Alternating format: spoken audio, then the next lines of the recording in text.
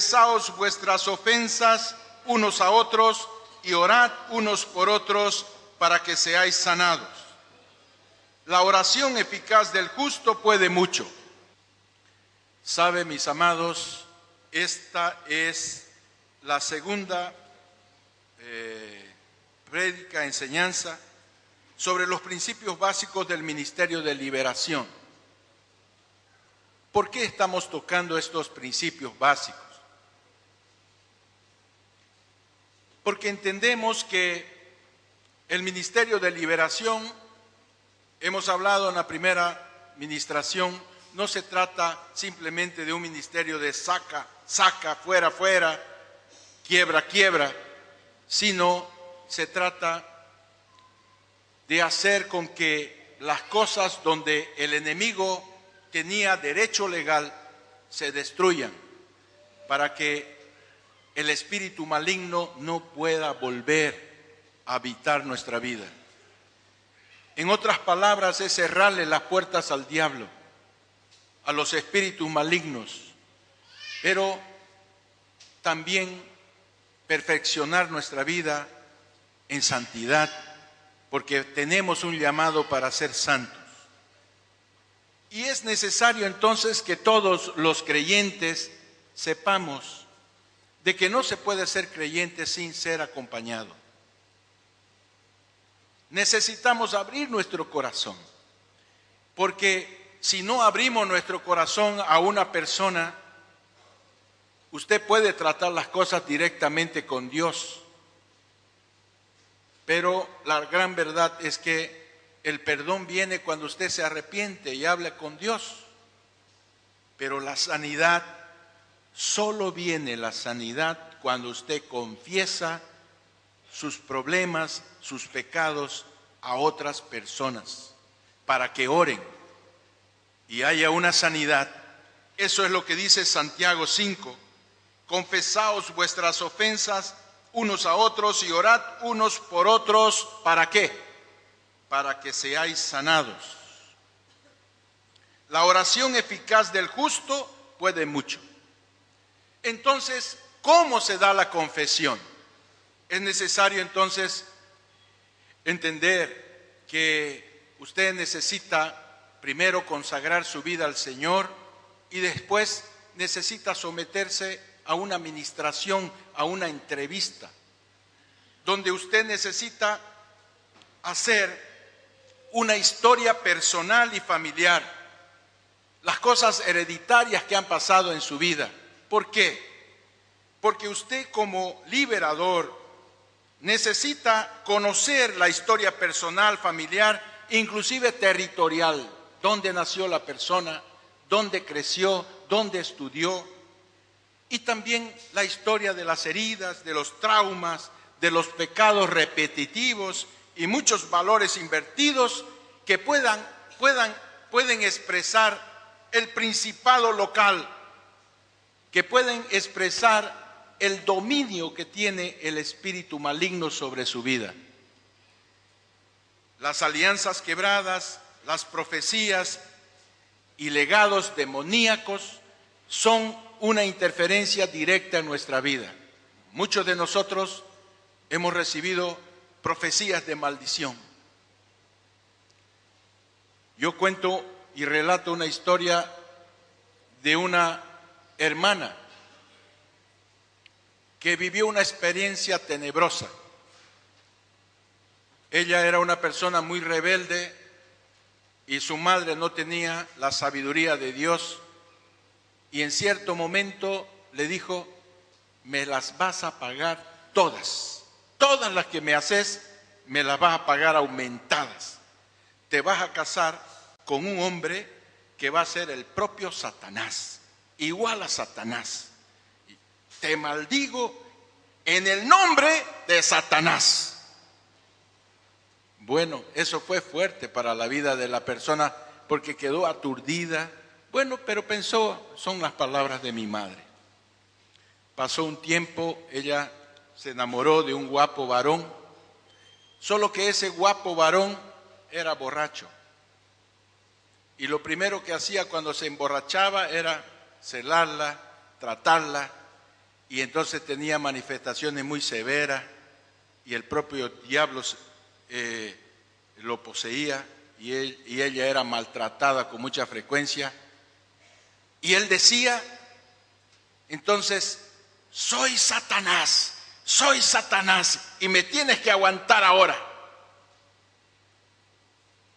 Fue a través de la administración que pudimos ver que había un legado demoníaco, una maldición que necesitaba ser quebrada. Y no solamente eso, muchas veces hay historias de abortos, de crímenes y derramamiento de sangre que no se confiesan porque a veces son cosas que dan vergüenza. No es fácil decir, yo cometí un aborto, yo hice tal cosa mala. Pero sabe, muchas personas al no confesar pecados y al acertarlos solamente con Dios, están dando un paso legal para que el enemigo vuelva a tomar el territorio que le correspondía. Porque ese legado, ese hostal donde vivió Satanás no ha sido destruido. Entonces, es importante que todo liberador tenga un don que se llama el don de discernimiento, porque tiene que discernir los espíritus para poder investigar, para poder rastrear y cartografiar. Esta palabra cartografía para los médicos sería como una radiografía espiritual de la historia personal y familiar. Cuanto mejor o más amplio o más preciso es el mapeamiento que se da a través de la historia personal, familiar y geográfica, mayor la capacidad entonces y más inteligente es el efecto de la oración de intercesión, porque a eso se va todo, a que la persona pueda orar e interceder. El principal elemento responsable por la destreza y la pericia de la batalla espiritual, entonces, en la liberación, consiste en el mapeamiento espiritual. Las personas que son muy reservadas, las personas que dicen, yo trato esto con el Señor, están incumpliendo Santiago 5:16, que prácticamente es un mandato: confesaos vuestras ofensas unos a otros. Entonces, ¿sabe? Entonces hay una corriente espiritual que dice, usted fue hecho todo, Jesucristo pagó la maldición por usted y ya no necesita recorrer a las cosas viejas porque las cosas viejas han pasado y todo se ha hecho nuevo. Esa historia está mal contada. Ya nosotros lo hemos superado porque hemos sido esclarecidos que el cuerpo no nace de nuevo y el alma tampoco no nace de nuevo. Hemos discernido que lo que nace de nuevo es el Espíritu de Dios. ¿Por qué? Porque inclusive cada día que pasa el cuerpo se hace más viejo. Pero un día vamos a resucitar ese cuerpo viejo y se va a hacer nuevo también.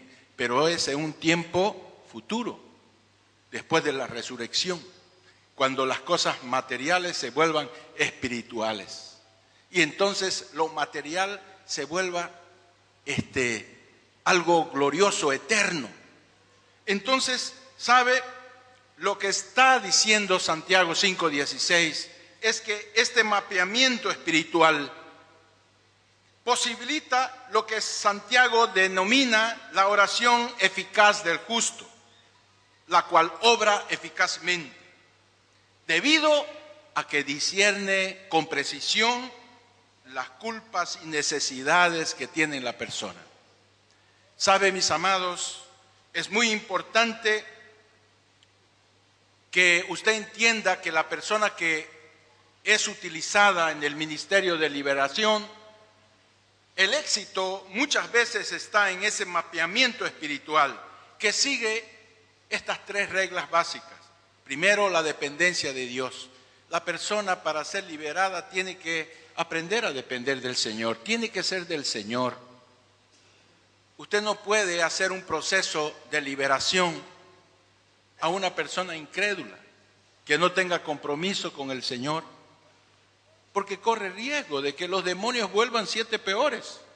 Entonces la persona que es liberada y se le botan los demonios, que se llama eso exorcismo, exorcis, echar fuera, entonces echarán fuera los demonios, los espíritus. Es una propiedad, una potestad del creyente, de aquel que cree.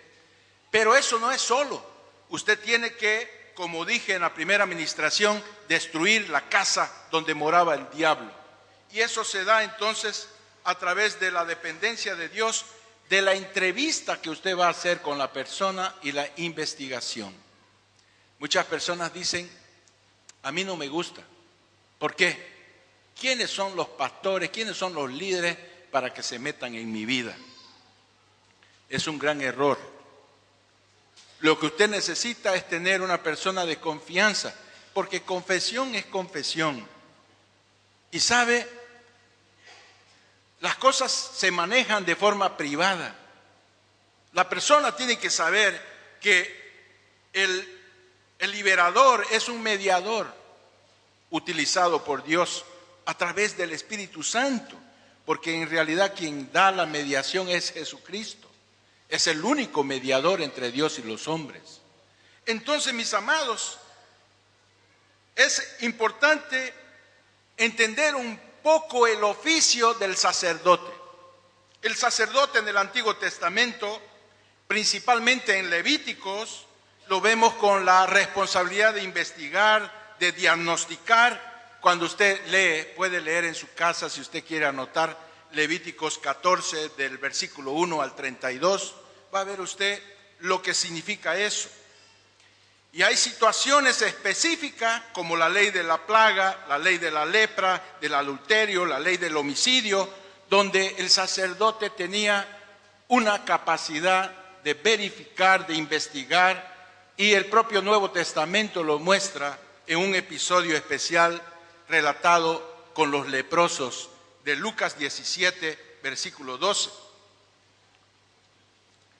Dice así la palabra del Señor. Yendo Jesús a Jerusalén, pasaba entre Samaria y Galilea.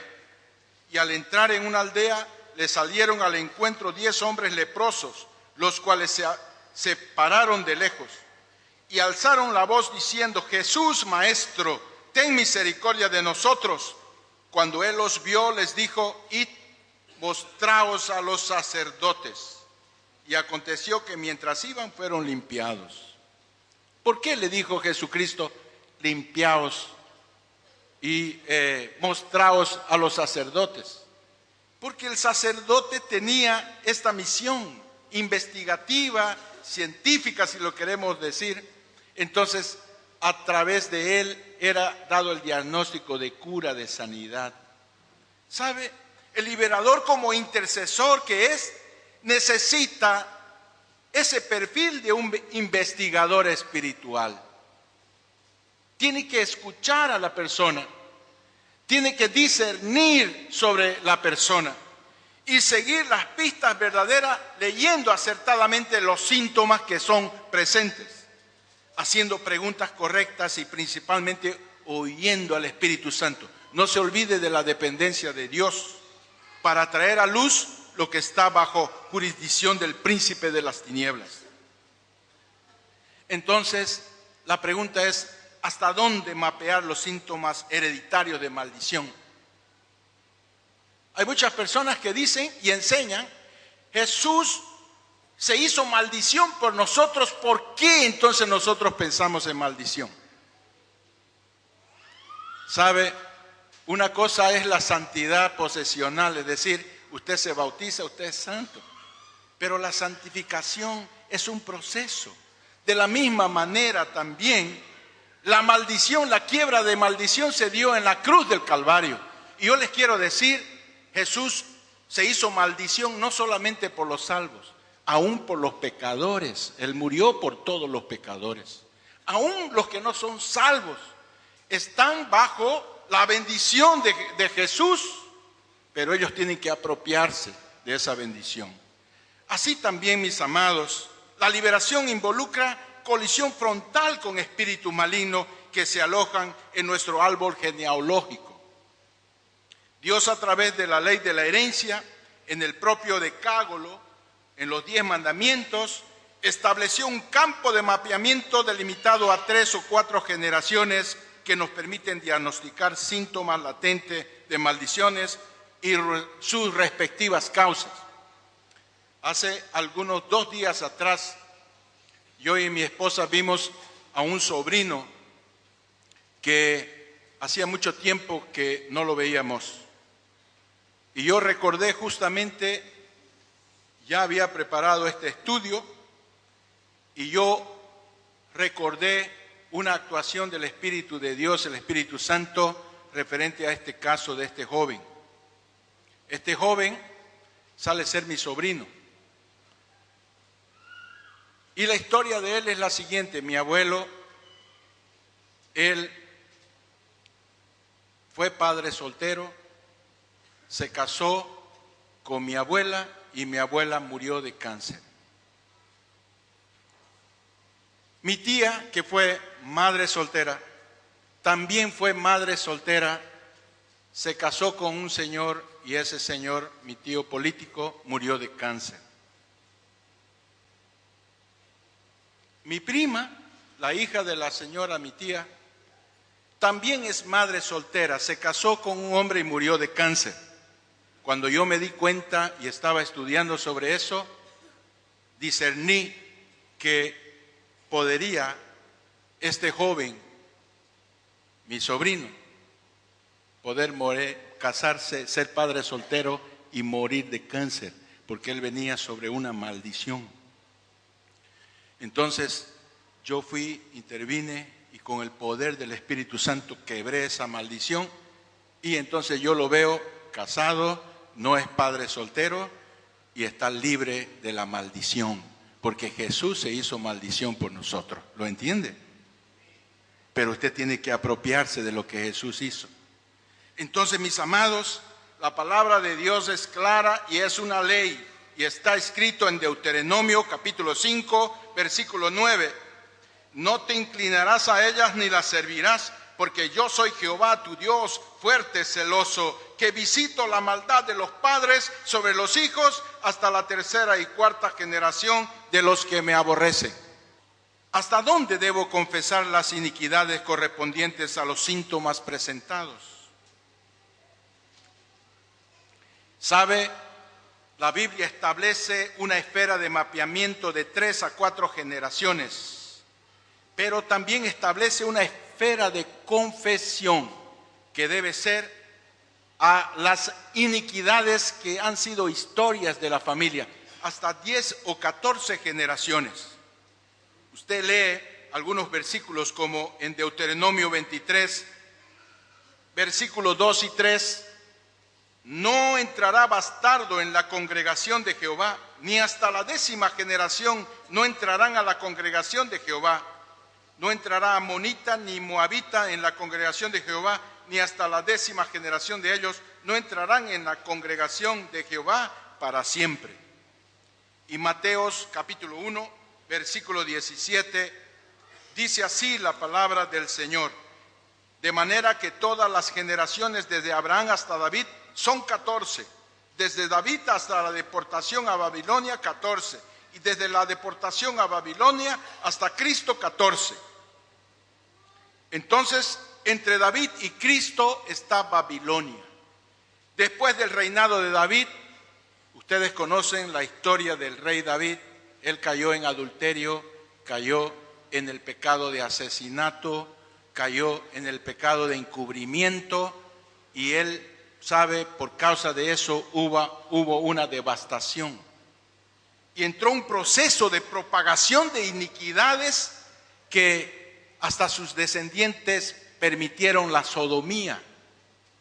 Entonces, lo que se está viviendo en este tiempo con fuerza, lo que se propaga en las novelas, en los periódicos, el lesbianismo, la homosexualidad como algo oficial y sano, entonces también se hizo en ese tiempo los descendientes de David. Entonces, la propagación de iniquidades culminó en el destierro de la nación y en el cautiverio babilónico. Con relación a los pecados de estas generaciones, es que Daniel, Nehemías, Esdras y otros hablaban del cautiverio, ellos hacían confesión del pueblo, de los pecados de sus generaciones. Y sabe, con relación a los pecados, entonces, por tanto,